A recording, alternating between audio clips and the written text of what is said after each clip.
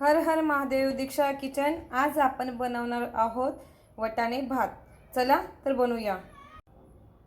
आपण वटाणे भात बनवणार आहोत. त्यासाठी मी 2 वाट्या तांदूळ घेते.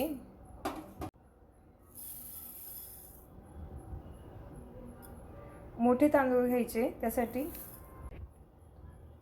तांदूळ स्वच्छ 2 पाण्याने धुवून घेऊ आणि तांदूळ धुवून झाल्यानंतर आपण थोडंसं पाणी ठेवू. तांदळावरती येईल इतकं पाणी ठेवायचं आपल्याला. तांदूळ 2 पाण्याने धुवून झाले की इतकं पाणी ठेवलेलं आहे. आपण 15 मिनिट हे असंच राहू देऊ. आपले तांदूळ भिजताय तोपर्यंत आपण मसाला तयार करून घेऊया. 1 दालचिनीचा तुकडा घेतला, 6 लवंग घेतले आहेत, 3 वेलदोडे घेतले, 5 काळी मिरी घेतले,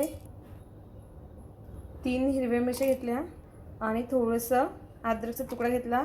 हे बारीक मिक्सरमध्ये वाटून घेऊ. पाणी घालायचं नाही वाटताना. छान असं आपण वाटून घेतलंय. मी वटाणे भात कुकरमध्ये बनवते. त्यासाठी अगोदर मी थोडंसं तेल घालते. जिरं टाकून घेऊया. थोडंसं जिरं छान होऊ द्यायचं.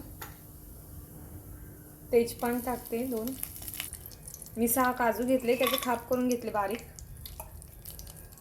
छान परतून घेऊया.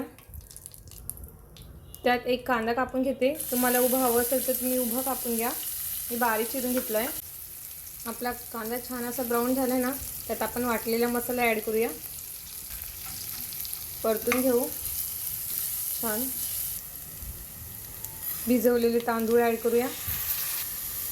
मी 1 वाटी फ्रेश वटाणे घेतलेत. वटाणे घालताना 2 पाणी स्वच्छ धुवून घालायचे. आपण छान तेलात फ्राय करून घेतले तांदूळ. आता 2 वाटे तांदूळ घेतले होते आपण, तर 3 वाटे पाणी घालूया.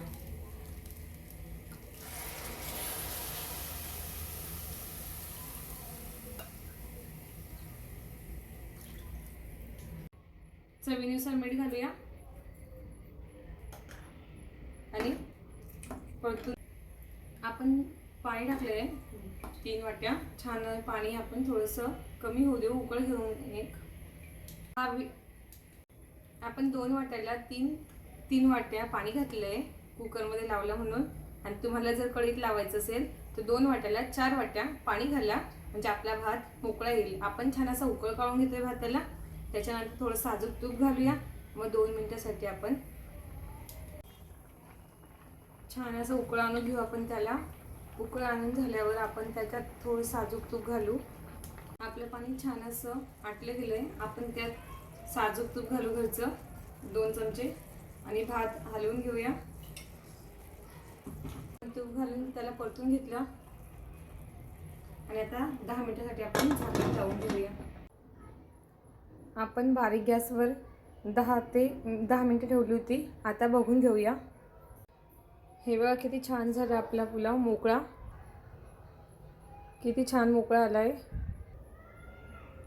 हे बघा किती छान मोकळा आला वटाणे भात. आता तुम्ही खाऊ शकता. करून बघा, खाऊन बघा आणि कमेंट करा.